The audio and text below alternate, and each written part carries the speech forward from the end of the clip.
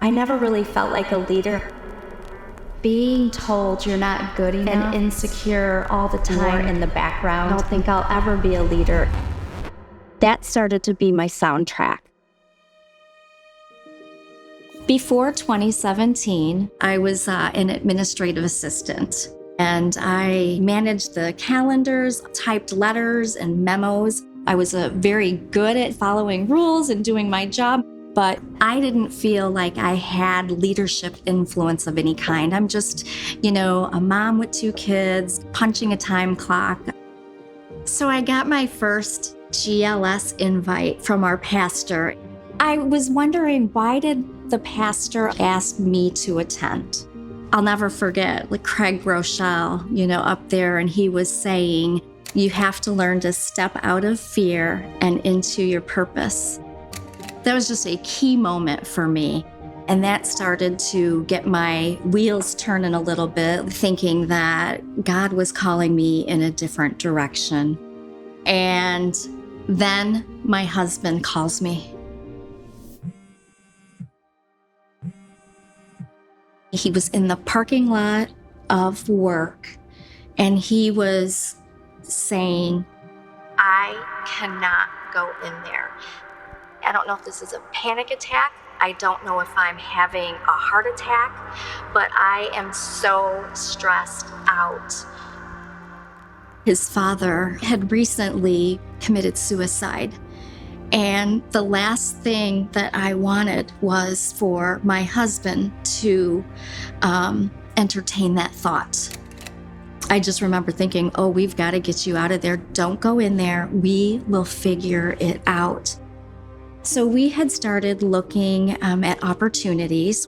He wanted to, let's go into business for ourselves. And we landed on a franchise called FiberNew that does restoration of leather, plastic, and vinyl. And I remember just a couple of nights before we were going to sign our franchise agreements, I was out in my car and I was literally shaking. And I was just like, I don't know if I can do this. But I knew I had to stand beside my husband. This was a time for me to say yes and to help lead him, even if it was scary for me. And then it was just okay, we're going to do this, and invested everything that we had in FiberNew. So a few years into FiberNew, things were going pretty well. The risk is paying off and business is going great.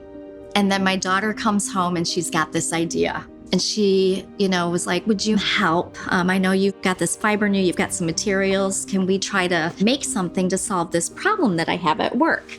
So we went in the garage and I'm thinking, here we go. What is this? It's just another project, right?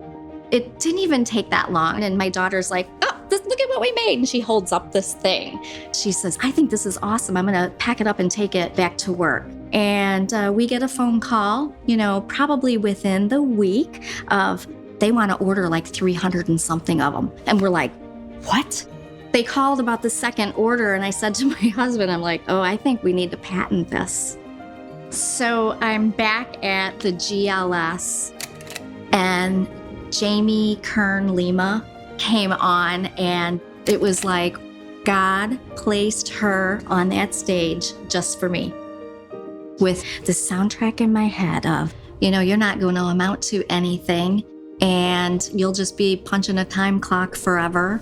And then I heard her story and just how she was persevering and the grit that it takes to go through all this. And it's I just see that God had a purpose for my life.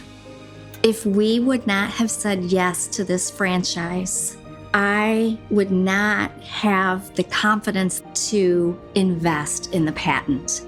I finally feel wow, I'm leading, and I don't know what the purpose is in our next step with this new product, but I'm learning to just follow God. And I know there's a bigger purpose way beyond anything that I could even think, dream, or imagine.